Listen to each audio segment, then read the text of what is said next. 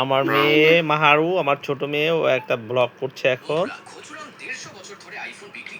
বাবাকে ও ভালোবাসে। ও বাবা, কি কি বলো তুমি? গাইস, আমি আমার বাবাকে অনেক ভালোবাসি। ও বাবা। গাইস, এখন আমি বাবার সাথে আজকে রাতে আমি ঘুমাবো।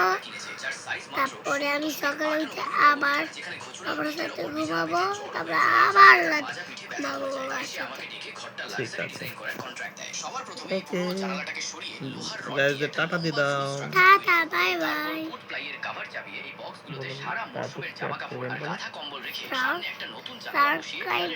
করবেন, সাবস্ক্রাইব করবেন, লাইক দিবেন, সাবস্ক্রাইব করবেন।